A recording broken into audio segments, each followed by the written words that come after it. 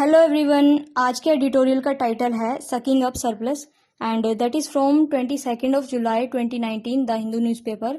And dictation की speed 85 WPM होगी with fluctuations, so be ready for it. The centre's decision to clip the wings of securities and exchange board of India has not gone down too well with its members. Yet the center is refusing to budge.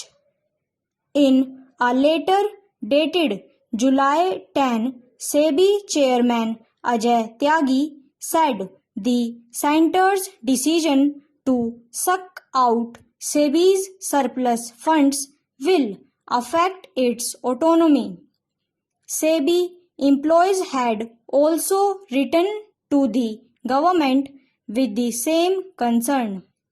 As part of the finance bill introduced in Parliament, the centre had proposed amendments to the Securities and Exchange Board of India Act 1992 that were seen as affecting SEBI's financial autonomy.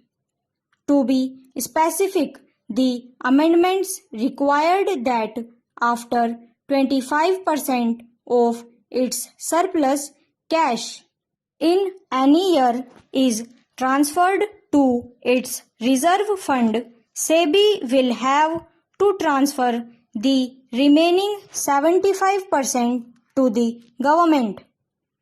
On Friday, the government rejected the plea from SEBI's official asking the government to reconsider its decision, thus paving the way for further conflict.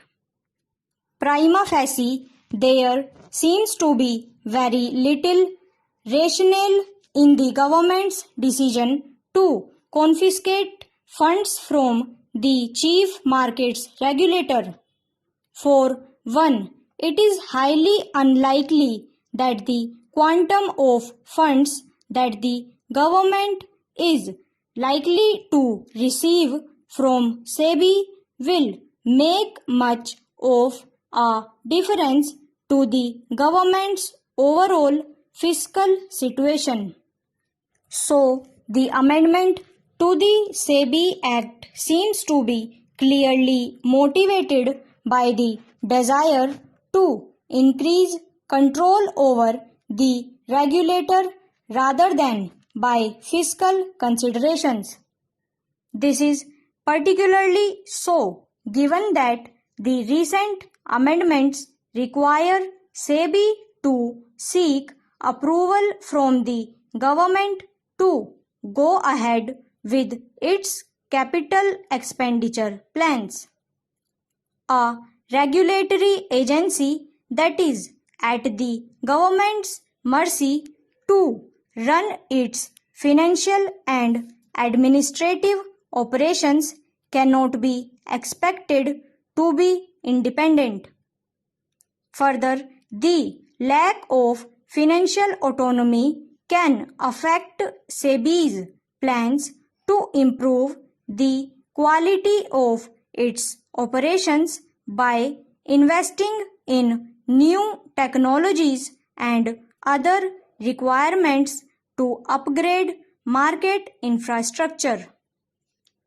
This can affect the health of India's financial market in the long run. In the larger picture, this is not the first time that the government at the center has gone after independent agencies. The Reserve Bank of India and the National Sample Survey Office have come under pressure in recent months, and the latest move on SEBI adds to this worrisome trend of independent agencies being subordinated by the government. The center perhaps believes it can do a better job of regulating the economy by consolidating all existing powers under the Finance Ministry.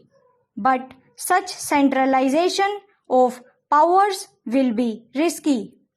Regulatory agencies such as SEBI need to be given full powers over their assets and be made accountable to Parliament.